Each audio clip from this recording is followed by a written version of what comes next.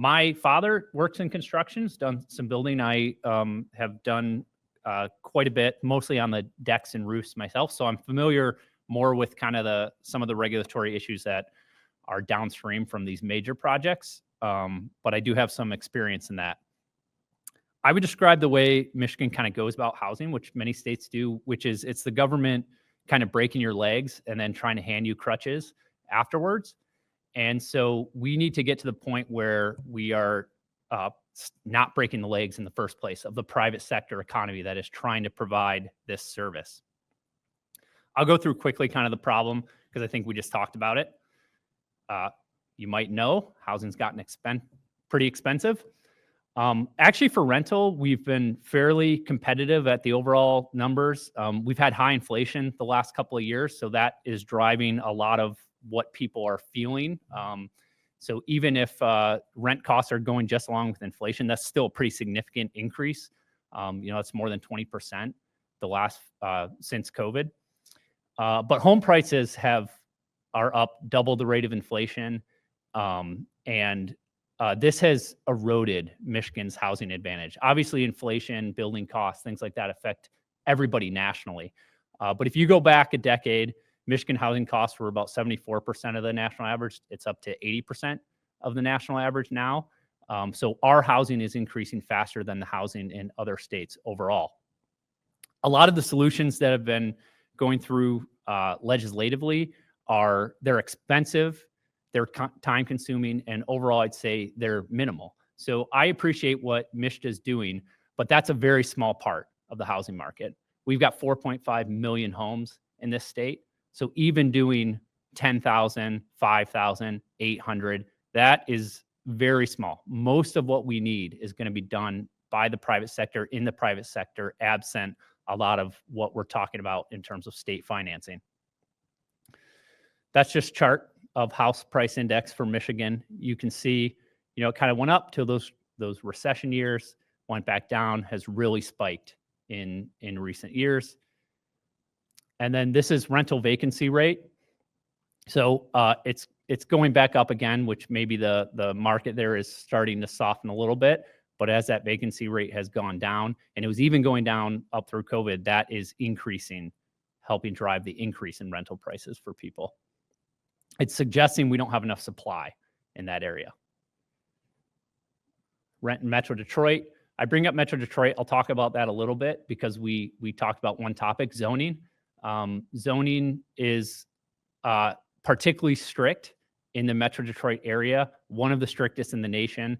I think among the 50 largest metro areas, Metro Detroit is ranked 8th for the strictness of their actual zoning rules. And zoning is the big thing stopping development of housing. This chart is looking at what was talked about by MISHDA. So what's going on with income rates, and then what do people actually need in order to fund their housing? We're seeing this huge gap between what they can afford to put into housing, especially financing a new home versus an apartment. All right, so why are prices increasing? Interest rates, labor, material costs. We talked about them all. There's only so much the state can do about interest rates. There's only so much it can do about the cost of labor. There are some important things it can do. I'll talk a little about them, but that is, it's tough for you guys to affect what's going on with overall bank interest rates. But most of the reason here is supply and demand. So we have a lot more demand. Supply has not kept up with this. There's a lot of things. I've got asked at a presentation, wait a second, I thought we have a state where our population isn't growing a ton. Then why do we need more homes? Well, one, people want different homes. Increasingly, they want larger homes or smaller homes. That kind of middle, they want much larger homes than they have right now, a lot of people. And then some do want, maybe not those micro homes that you were talking about, but homes that are smaller, they're retiring, their kids are out of the house, they want to go to smaller homes. And the market's not keeping up of building with what people want. People are increasingly buying second homes, vacation homes, maybe short-term rentals. Those things are increasing. So even if we have the same population, if that same population wants more homes, then we are seeing problems with supply. And while our population is stagnant, the actual number of households has gone up quite a bit. We have 200,000 more households than we had 10 years ago, even though actual population is pretty close to the same. So government regulation is affecting a lot of this. So we've had a significant increase in licensing every step of the build. Licensing, what we require of builders, what we require of workers, that's more difficult than it used to be. We have energy efficiency rules, we have environmental standards. Government regulation is about 30% of everything that you build. And that's not even talking about zoning regulation, which is, can I even build at all? And if I can build, how many units can I actually build? So it's a lot more if you consider that. We have things like mandatory sprinklers. That alone, that's a $20,000 a year per going down to a house, up to 1/3. And if you go back to 1980, just a few years before I was born, regulations were about 5% of what homes were then. We haven't kept up with our permits. So this is the growth in housing permits going back from 10 years ago. The rest of the country has increased their housing permits faster than Michigan has. Look at this as like a long-term thread. The governor has said a lot of good things on this that I agree with. She said build, build, build, but our build, baby, build governor has not been building. Our housing unit permits under the governor's term, this is as much as we have, pretty much stagnant for those years. And obviously, we've had a lot more demand. A lot of these things that we just heard in the previous presentation, they do take some time to come in. But if you look at the market as an overall, we're just not increasing housing the way we need to. Longer view, go back to the 90s. We're at 1/3 to 1/2 what we were doing in those years. And we were seeing more growth in our population in the 90s, but not that much more. And yet we are not increasing. We are not seeing the people pulling the permits to actually build that we saw back then. So something's broken in the housing market. Let's talk about some of the solutions, and these are mostly on the legislative side.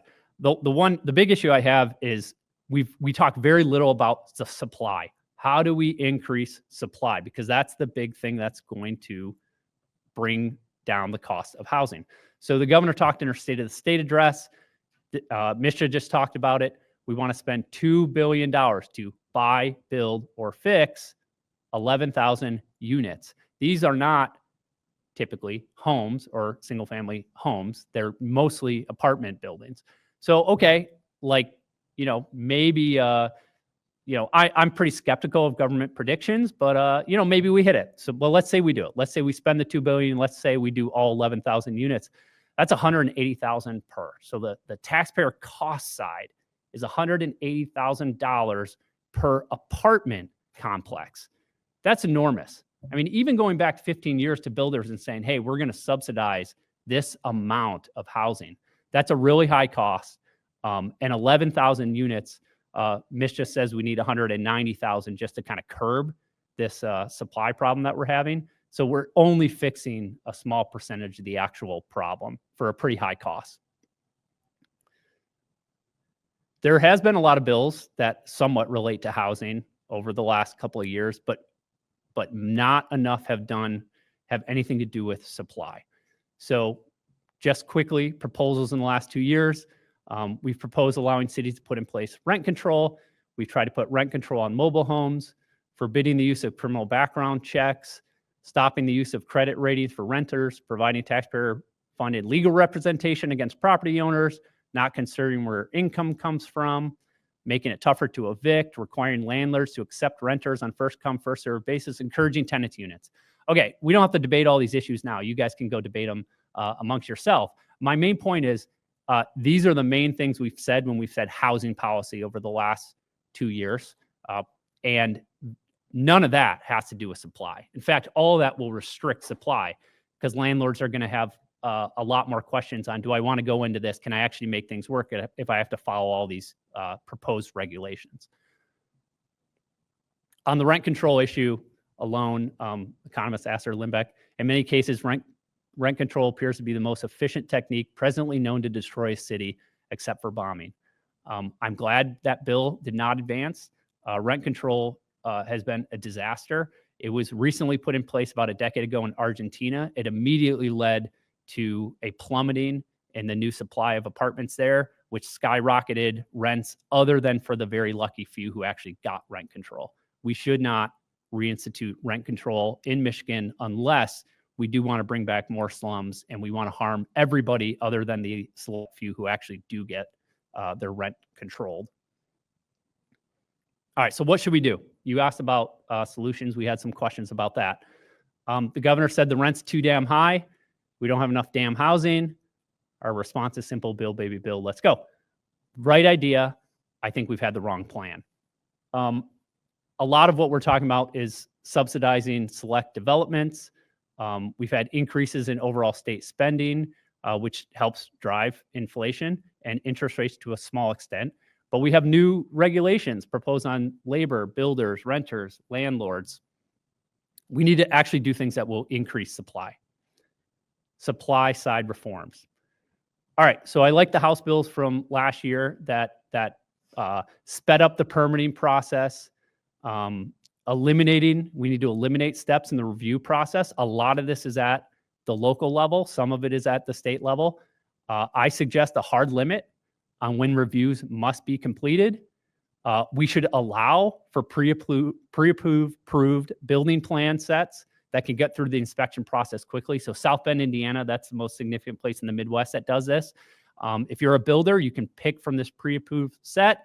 The local government says, yep, this meets our plans, and you can immediately start building. So, you have places here where it takes years to get going on building. There's a project where I live in Midland, Michigan. We're 7 years in to them talking about this one project, and we still haven't broken ground yet. That's on one project where we need no new sewer, no new water lines. We still aren't going.